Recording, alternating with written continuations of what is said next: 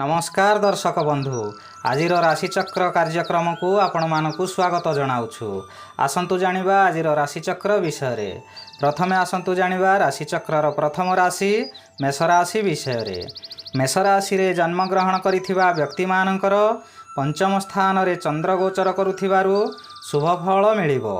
आपणक ज्ञान बहुगुण रे बढ़िबो। आपण प्रत्येक कार्य करिबा पूर्वरु भल भाव रे चिंता करिवे। विद्यार्थी मानकर पाठ पढ़ारे उन्नति घटिबो। परिवार रे हस खुशीर वातावरण रहिबो। एबे आसंतु जानिबा राशिचक्र द्वितीय राशि वृष राशि विषय रे। वृष राशि रे जन्म ग्रहण करिथिबा व्यक्ति मानकर षष्ठ रवि शुभ एवं चतुर्थ स्थान रे चंद्र गोचर करुथिबारु शुभ फल मिलिबो। कौनसी बंधुक द्वारा आपण उन्नति पथरे आगेई जीवार संभावना अछि। हठात अर्थ व्यय हेले मध्य कौनसी ठारू अर्थ मिलिबार संभावना अछि। आपण खुशी रे रहिबे।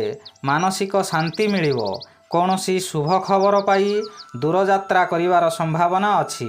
मन मध्य रे आनंद भरी उठिबो। शत्रु माने आपण को देखि भय करिवे।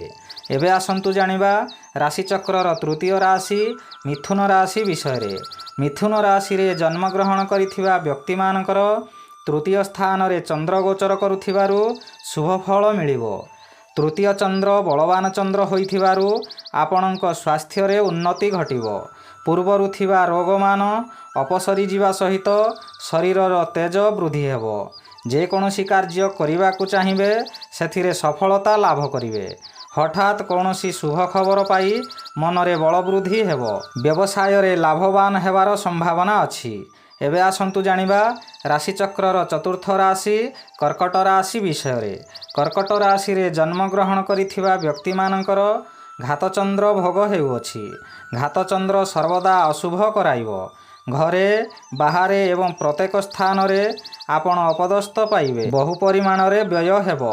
शरीर असुस्थ रहिबो।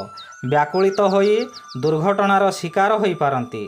मन को शांत रखंतु नचेत लोकहसा हेबार संभावना अछि। अपमानित होई पारंती। आपणक आराध्य को स्मरण करंतु दिनटी भलरे कटिबो। एबे आसंतु जानिबा राशिचक्र पंचम राशि सिंह राशि विषय रे। सिंह राशि रे जन्म ग्रहण करिथिबा व्यक्ति मानकर श्री चंद्र गोचर करुथिबारु आपणकर केतेकांश रे शुभ फल मिलिबो। गृह को अतिथि मानकर आगमनर संभावना अछि। आज दिन रे कौनसी स्थान को यात्रा करंतु नाही नचेत कौनसी समस्या देखा देई पारे। आज दिन रे कली कजिया ठारू दूरेई रुहंतु। एबे आसंतु जानिबा राशिचक्र षष्ठ राशि कन्या राशि विषय रे। कन्या राशि रे जन्म ग्रहण करिथिबा व्यक्ति मानकर कृष्ण पक्ष द्वादश स्थान रे चंद्र गोचर करुथिबारु शुभ फल मिलिबो। परिवार मध्यरे शांतिर वातावरण रहिबो। स्वामी स्त्री मध्यरे घनिष्ठ संपर्क रहिबो। द्वादश चंद्र कृष्ण पक्षरे दूर यात्रा कले शुभ फल मिलिबो। आपणक कार्य सफल हेबो। एबे आसंतु जानिबा राशिचक्र सप्तम राशि तुला राशि विषय रे। तुला राशि रे जन्म ग्रहण करिथिबा व्यक्ति मानकर एकादश स्थान रे चंद्र गोचर करुछंती। शुभ फल मिलिबो। परिवार रे अतिथि बंधु बांधव मानक सहित स्वादिष्ट भोजनर आयोजन होई पारे। व्यवसाय करुथिबा व्यक्ति मानकर व्यवसाय अति सुचारू रूपे चलिबो। भविष्यत पाई धन संचय करि पारंती। आपण जे व्यक्तिंक अपेक्षा रे थिले तांकर साक्षात हेबार संभावना अछि। एबे आसंतु जानिबा राशिचक्र अष्टम राशि बिच्छा राशि विषय रे। बिच्छा राशि रे जन्म ग्रहण करिथिबा व्यक्ति मानकर दशम स्थान रे चंद्र गोचर करुथिबारु शुभ फल मिलिबो। दशम स्थान कर्मर स्थान होइथिबारु आपण कर्म रे तत्पर रहिबे। आपणक मनरे साहस आसीबो। कर्म क्षेत्र रे सफलता पाइबे एवं परिवार रे हस खुशीर उत्तम वातावरण रहिबो। पूर्वरु करिथिबा कर्मर फल मध्य एही समय रे मिलिबार संभावना अछि। एबे आसंतु जानिबा राशिचक्र नवम राशि धनु राशि विषय रे। धनु राशि रे जन्म ग्रहण करिथिबा व्यक्ति मानकर नवम चंद्र बाधा प्राप्त थिबारु शुभ फल मिलिबो। नवम चंद्र शुभ कर्म कराइबो।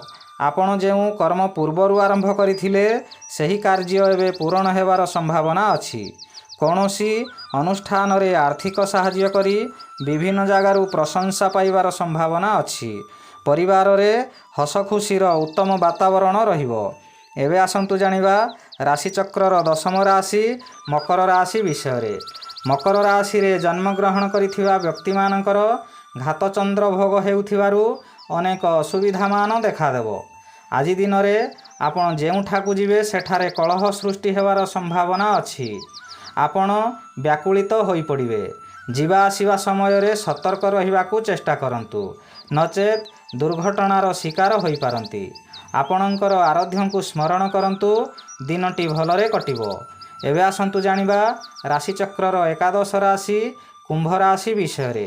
କୁମ୍ଭ ରାଶିରେ ଜନ୍ମଗ୍ରହଣ କରିଥିବା ବ୍ୟକ୍ତିମାନଙ୍କର ସପ୍ତମ ଚନ୍ଦ୍ର ଅନ୍ୟ ଗ୍ରହ ଦ୍ୱାରା ବାଧା ପାଉଥିବାରୁ ଶୁଭ ଫଳ ପରିବର୍ତ୍ତେ ଅଶୁଭ ଫଳ ମିଳିବ। ପାରିବାରିକ ଅଶାନ୍ତି ଘଟିବାର ସମ୍ଭାବନା ଅଛି। ସ୍ୱାମୀ ସ୍ତ୍ରୀଙ୍କ ମଧ୍ୟରେ ସାମାନ୍ୟ କାରଣରୁ ଝଗଡ଼ା ହୋଇପାରେ। ଆପଣଙ୍କର ଆୟ କମିଯିବାର ସମ୍ଭାବନା ଅଛି। ଆଶା ଠାରୁ କମ୍ ଆୟର ସମ୍ଭାବନା ଅଛି। ବ୍ୟାକୁଳିତ ହୋଇପାରନ୍ତି। ଆପଣଙ୍କର ଆରାଧ୍ୟଙ୍କୁ ସ୍ମରଣ କରନ୍ତୁ, ଦିନଟି ଭଲରେ କଟିବ। ଏବେ ଆସନ୍ତୁ ଜାଣିବା ରାଶିଚକ୍ରର ଦ୍ୱାଦଶ ରାଶି ବା ଶେଷ ରାଶି ମୀନ ରାଶି ବିଷୟରେ। ମୀନ ରାଶିରେ ଜନ୍ମଗ୍ରହଣ କରିଥିବା ବ୍ୟକ୍ତିମାନଙ୍କର ଷଷ୍ଠ ସ୍ଥାନରେ ଚନ୍ଦ୍ର ଗୋଚର କରୁଥିବାରୁ ଶୁଭ ଫଳ ମିଳିବ। ଷଷ୍ଠ ଚନ୍ଦ୍ର ବଳବାନ ଚନ୍ଦ୍ର ହୋଇଥିବାରୁ ଆପଣଙ୍କ ପରିବାର ମଧ୍ୟରେ ଆନନ୍ଦରେ ଦିନ କଟିବ। ଯେଉଁ କାର୍ଯ୍ୟରେ ହାତ ଦେବେ ସେଥିରେ ସଫଳତା ନିଶ୍ଚୟ ମିଳିବ।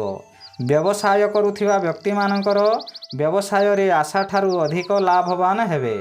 ପୂର୍ବରୁ କରିଥିବା ଋଣ ଏହି ସମୟରେ ପରିଶୋଧ କରିପାରନ୍ତି।